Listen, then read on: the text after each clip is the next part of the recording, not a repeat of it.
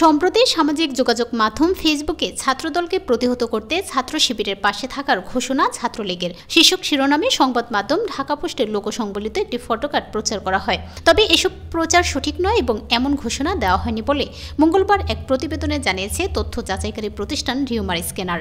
Rumour scanner টিমের অনুসন্ধানে জানা যায়, ছাত্রদলকে প্রতিহত করতে ছাত্র শিবিরের পাশে থাকার ঘোষণা ছাত্রলীগের শীর্ষক শিরোনামে ঢাকা পোস্ট কোনো সংবাদ বা ফটোকার্ড প্রকাশ করেনি, বরং ডিজিটাল প্রযুক্তির সহায়তায় ঢাকা পোস্টের লোগো ব্যবহার করে আলোচিত ফটোকার্ডটি তৈরি করা হয়েছে।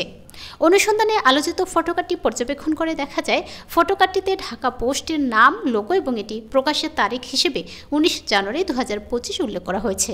সংস্থাটি জানায়, ওই তথ্যের সূত্র ধরে ঢাকা পোস্টের ফেসবুক পেজে প্রচারিত সংবাদ ও ফটোকার্ডগুলো পর্যালোচনা করে ওই শিরোনাম সংবলিত কোনো সংবাদ বা ফটোকার্ড খুঁজে পাওয়া যায়নি।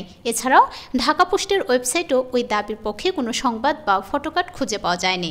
সুতরাং ছাত্রদলকে প্রতিহত করতে ছাত্র শিবিরের পাশে থাকার ঘোষণা ছাত্রলীগের শীর্ষক শিরোনামে ঢাকা পোস্টের নামে প্রচারিত ফটোকার্ডটি ভুয়া ও বানোয়াট।